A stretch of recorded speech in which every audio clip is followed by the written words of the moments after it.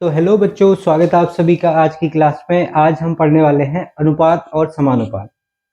अनुपात और समानुपात chapter percentage, average, number system, इन चैप्टरों की तरह एक बेसिक चैप्टर होने वाला है। इसका भी इसके बाद या इससे पहले के चैप्टरों में भी खूब प्रयोग होता है। तो स्टार्ट करेंगे आज का टॉपिक, रेशियो एंड प्रोपोर्शन। तो सबसे पहले हम समझते हैं अनुपात क्या होता है। अनुपात को हम किस तरह से समझेंगे, तो हेडिंग में लगा रहा हूं अनुपात एंड समानुपात। राइट। तो अनुपात और समानुपात में पहला वर्ड अनुपात है, यानी कि रेशियो। तो रेशियो क्या होता है बेसिकली, अगर हमारे पास में कुछ नंबर्स हैं, दो या दो से ज्यादा, तो हम उन नंबरों का रेशियो निकाल सकते हैं।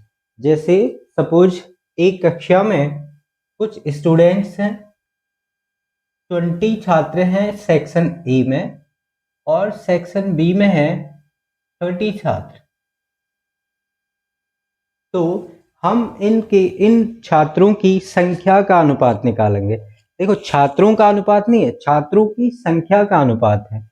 तो अगर आप इसका रेशियो निकालोगे तो आप किसी ऐसे नंबर से इसको डिवाइड करोगे जो कि दोनों को डिवाइड करे। जैसे 10 से दोनों डिवाइड होते हैं, तो हम कह सकते हैं कि यहाँ पे जो छात्रों की संख्या का अनुपात है वो 2:3 के अनुपात में है।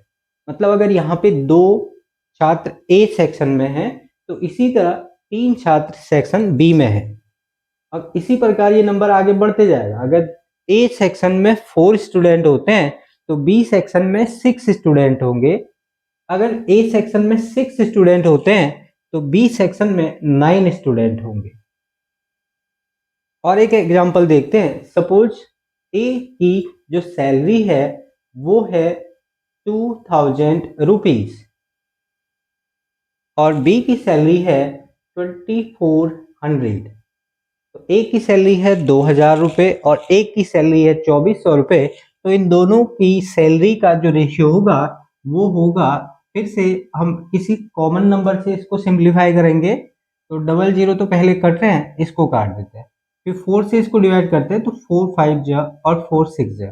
तो हम कह सकते हैं कि ए और बी की सैलरी का अनुपात 5:6 होगा। इसके अलावा रेशियो निकालने के लिए जैसे हमने देखा कि इनमें किसी कॉमन नंबर से हम सिंपली डिवाइड कर देते हैं। लेकिन एक बात जो ध्यान रखने वाली है, जैसे मैं अगले एग्जांपल से समझाता हूँ। सपोज यहाँ पे जो ए पर्सन है वो एक हफ्ते में 20 घंटे पढ़ाई करता है और बी जो है ये 2000 मिनट पढ़ाई करता है। और हमें ऐसे बताना है कि इन दोनों के द्वारा पढ़ाई करने का जो समय है उसका क्या रेशियो होगा। तो आंसर है कि हम इन दोनों का रेशियो नहीं बता सकते। रेशियो क्यों नहीं बता सकते हैं? क्योंकि इसका जो यूनिट है वो है आर, 20 आर, और इसका जो यूनिट है वो है 2000 मिनट्स। यानी कि यूनिट जो है वो अलग अलग है। सही रेशियो निकालने के लिए आपको इसके यूनिट को सिमिलर करना पड़ेगा। या तो आप इसको आवर में कन्वर्ट कर दो, दोनों का यूनिट आवर कर दो, या दोनों का यूनिट मिनट्स कर दो। जो आपके लिए जहां पे जैसा रहेगा उस तरह से आप इसको चेंज करोगे। और चेंज करने के बाद जो आंसर आएंगे आवर में, फिर उसका यूनिट आपको निकालना होगा, वो हमारा सही आंसर होगा। रेशियो निकाल सकते हैं बट इस केस में नहीं निकाल सकते। यूनिट पहले सेम करेंगे देन हम रेशियो निकालेंगे। जैसे मैं इक्वल करता हूं इनको, तो 20 आर का मतलब होगा 20 × 60 मिनट्स। रेशियो निकालना हमें 2000 मिनट के साथ में, तो ये तो मिनट है ही। तो अगेन 2 जीरो कैंसिल होते हैं तो 2 जीरो, और ये है 12:20। तो फिर से हम 4 से इसको सिंप्लीफाई करेंगे तो 3:5, 3:5 इनके द्वारा पढ़ाई करने का समय जो है उसका रेशियो होगा। तो ये दो चीजें आपको रेशियो में ध्यान रखनी है। पहली चीज कि रेशियो और कुछ नहीं, किसी नंबर से सिंप्लीफाई किए हुए दो नंबर होते हैं। अगर आपको वो नंबर पता चल जाए जिससे आपने सिंप्लीफाई किया था, तो आप वापस से उसकी वैल्यू आप निकाल सकते हो। जैसे 20 और 30 दो नंबर थे, इनका रेशियो निकला 2:3। अब अगर आप वापस से आपको वो नंबर निकालने हैं जिसका कि ये रेशियो है, तो आपको यहाँ पे 10 और 10 से सिंप्लीफाई किया था, उसी नंबर से मल्टीप्लाई करेंगे तो आपको नंबर मिल जाएगा। और दूसरा, रेशियो निकालने के लिए जो यूनिट है वो सेम होना चाहिए। अगर यूनिट सेम नहीं है तो पहले आप यूनिट सेम करेंगे, देन आप रेशियो निकालेंगे। तो रेशियो को समझने के बाद अब है रेशियो पे बेस्ड कुछ क्वेश्चन करने की बारी। तो इसमें सबसे पहले टाइप के जो क्वेश्चन बनते हैं वहां पे हमें रेशियो को मर्ज करना होता है, यानी कि दो या दो से अलग अलग रेशियो को हमें एक रेशियो में कन्वर्ट करना होता है, यानी कि हमें एक साथ उनके रेशियो को कंपाइल करना होता है। तो स्टार्ट करते हैं पहले क्वेश्चन के साथ। दो लोग हैं जिनकी सैलरी का रेशियो 2:3 है, और इसी के साथ में अगर हम बी और सी का रेशियो देखें तो ये 3:4 है। तो ए रेशियो बी का रेशियो जो है 2:3 है, और बी रेशियो सी की वैल्यू है 3:4। और क्वेश्चन ये रहता है, क्वेश्चन दो बनेंगे इसमें बेसिकली। पहला क्वेश्चन है A ratio C, A ratio C की क्या वैल्यू होगी, और दूसरा A ratio B ratio C की क्या वैल्यू रहेगी। दोनों क्वेश्चनों को हम देखेंगे। तो अब इससे पहले हम ये समझ चुके हैं कि 2:3, 3:4 ये रेशियो का क्या मतलब है। सिंपल सी बात है कि अगर ए की सैलरी 2 रुपए है तो बी की सैलरी वहीं पे 3 रुपए है, और अगर ए की सैलरी आगे इसके मल्टीपल में कोई वैल्यू है लाइक 2000, 20,000, तो ऐसे ये भी उसी नंबर से मल्टीप्लाई होके 30,000 या 3,000 इस तरह से बन रहा होगा। सिमिलर अगर बी को सी के साथ में देखें तो इसकी सैलरी यहाँ पे 3-4 है, और हमें पूछा है ए बी सी की सैलरी या ए सी की सैलरी। दोनों के लिए सॉल्व करते हैं। सबसे पहले ए बी सी के लिए। अब आप देखो यहाँ पे जो रेशियो है ए रेशियो बी, यानी बी पे एंड हुआ, और अगला बी से स्टार्ट होके बी रेशियो सी, और यहाँ पे 2:3, और अगला 3 से ही स्टार्ट होके 3:4, यानी कि जो यहाँ पे b कॉमन है वो यहाँ पे भी सिमिलर नंबर के साथ में दिख रहा है 3:4 या 2:3 ए बी के साथ। तो यानी कि b जहाँ पे सेम है वहां पे b की वैल्यू भी सेम है 3:4। तो आसान है। इसका मतलब इसका जो रेशियो होगा वो और कुछ नहीं 2:3:4 होगा, क्योंकि यहाँ पे भी सेम है जो अल्फाबेट, उसकी वैल्यू भी सेम है, इसलिए सीधे सीधे रेशियो हमारा सेम रहेगा 2:3:4। तो ए बी सी आ गया। अब अगर आपको ए सी चाहिए तो आप ए सी यहां से भी ले सकते हो, जो कि 2:4 आगे कट के 1:2 बनेगा। या फिर ए सी के लिए एक और तरीका है, आप इन दोनों फ्रैक्शंस को देखो, ये 2:3 का मतलब फ्रैक्शन के तौर पे भी लिख सकते हो इसको आप, और 3:4 दोनों फ्रैक्शंस को आपस में मल्टीप्लाई कर दो, तो इससे हमें ए और सी का रेशियो मिल जाएगा जो कि होगा 2:4, और इसको रिड्यूस करेंगे हम तो ये बन जाएगा 1:2। तो ए रेशियो सी की वैल्यू के लिए दो तरीके हैं। एक तो है ए बी सी, अगर आप फाइंड कर चुके हैं तो वहां से ए सी ले लो, या फिर केवल ए सी आपको रिक्वायर्ड है तो ए सी के लिए आप दोनों फ्रैक्शंस को मल्टीप्लाई करो। तो इस तरह हम रेशियो को कंपाइल कर सकते हैं। ए बी बी सी से ए बी सी हमने बनाया, और यही इस बेस चैप्टर का बेस है। इसी पे सारा चैप्टर आगे हम पढ़ने वाले हैं। नेक्स्ट क्वेश्चन देखते हैं। अब हमेशा ये सेम हो जरूरी नहीं है। बी की जो वैल्यू है वो यहाँ पे सिमिलर थी, बट नहीं होगी जनरली ये सिमिलर। 1:2 बी सी की वैल्यू 5:3, और फिर से हमें क्वेश्चन पूछा गया है A ratio B ratio C या ए रेशियो सी। ए सी के लिए तो इजी है, 1/2 इंटू 5/3 करेंगे तो ए रेशियो सी तो हमें मिल। अगेन बी को हमें सेम करना होगा। बी इस बार सेम नहीं है, जैसे बी यहाँ पे दिख रहा है तो बी 2 और 5 है, दोनों जगह इसकी अलग अलग वैल्यू है। तो बी चूंकि एक ही व्यक्ति है, सेम चीज है, तो यहाँ पे भी बी सेम होना चाहिए। तो इसको हम सेम करेंगे। अब सेम करने के लिए देखो कैसे सेम हो सकता है। यहाँ पे ये जो वैल्यू 2 है, यहाँ पे ये वैल्यू 5 है। मैं क्या करता हूँ, मैं इसको 5 से मल्टीप्लाई करता हूँ और इसको 2 से, तो ये 5 2 जा 10 और ये भी 5 2 जा 10 हो जाएगा। इंटू 5 तो ये 10 होगा, इंटू 2 ये भी 10 हो जाएगा। यानी कि जो नंबर यहाँ पे था उससे इधर मल्टीप्लाई और जो नंबर इधर था उससे यहाँ मल्टीप्लाई करेंगे तो ये सेम हो जाएंगे। और आगे मैं इसकी ट्रिक भी बताऊंगा आपको। अब चूंकि अगर ये दो सेम चीजें हैं और यहाँ पे आप इंटू 5 करोगे, क्योंकि ये दो साथ साथ के हैं, अगर एक वैल्यू को आप कुछ मल्टीप्लाई या माइनस सब्ट्रैक्ट कर रहे हो तो ये तो चेंज हो जाएगा रेशियो, मतलब नंबर चेंज हो जाएंगे। हम चेंज नहीं कर सकते नंबरों को, तो हमें इसको एक नंबर से यानी कि इसी नंबर से मल्टीप्लाई करना पड़ेगा। इसके पड़ोसी को इस नंबर से तो इसके पड़ोसी को इस नंबर से।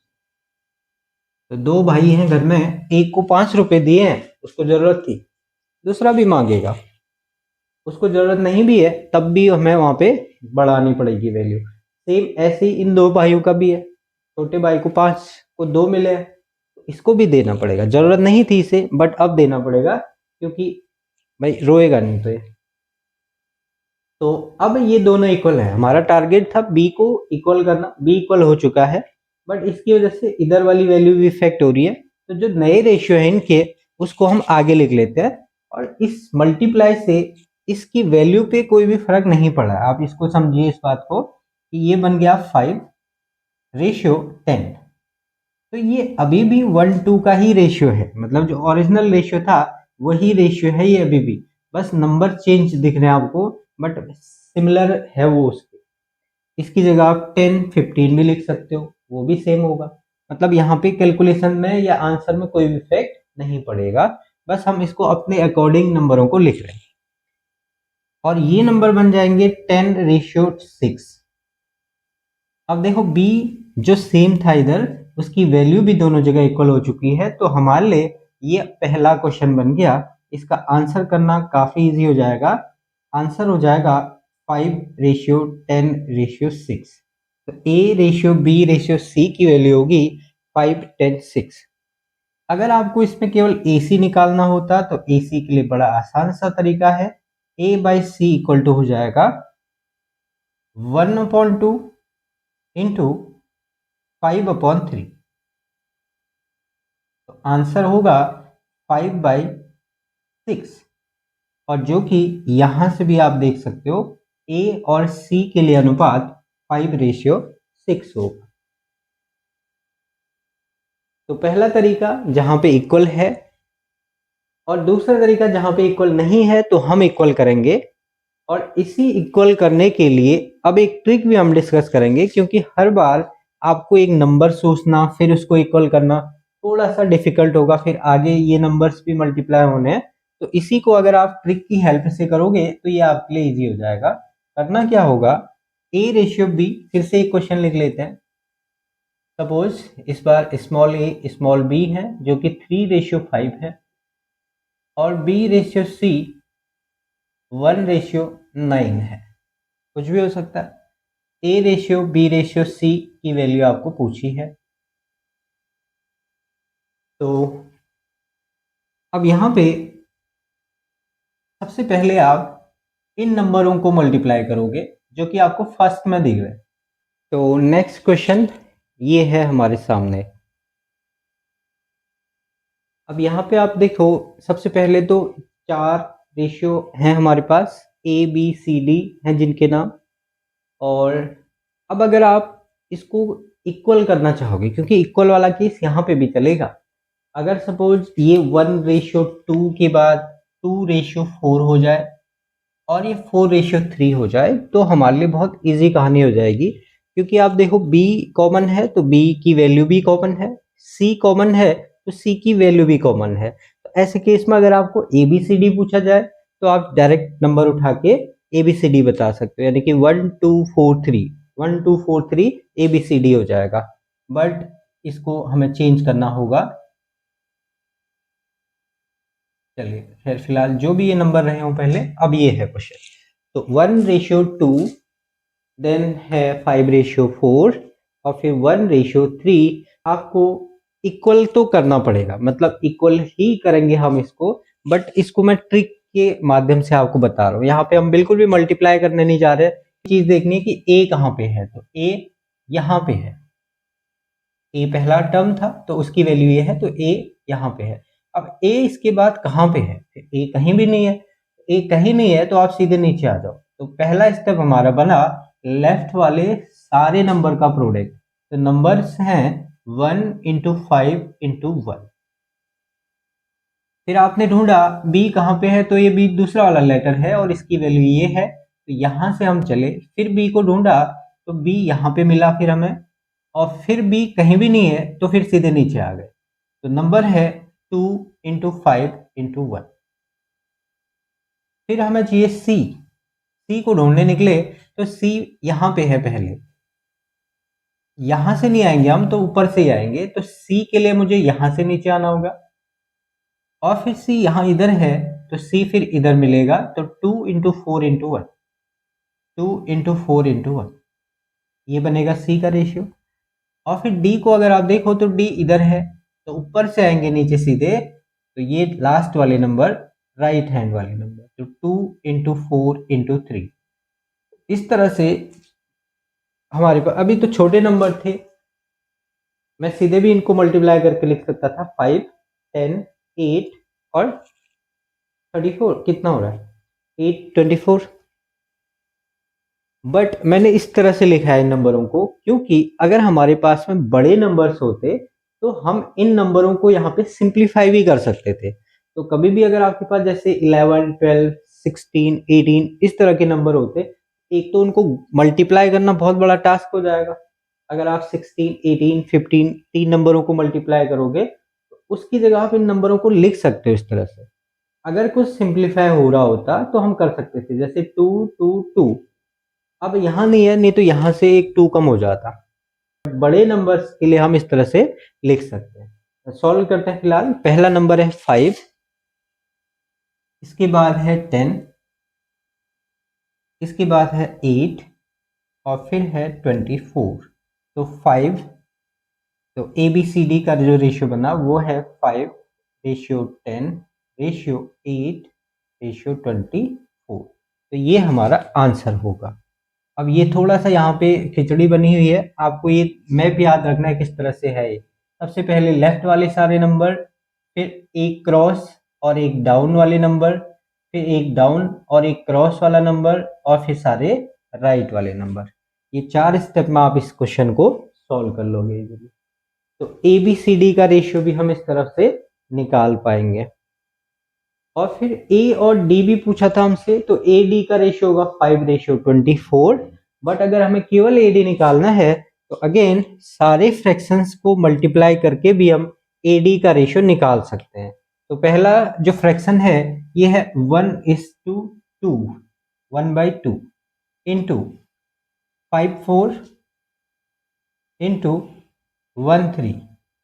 तो इन सभी को सॉल्व करते हैं तो कुछ भी नहीं कट रहा है यहाँ पे। 5 और 24, 5/24 यानी कि 5:24, जो कि होगा A:D के लिए। और ये स्मॉल है तो हम भी इसको स्मॉल ही लिखेंगे। अभी मैंने कैपिटल लिख दिया, इस चीज को भी आपको ध्यान रखना है, A:D।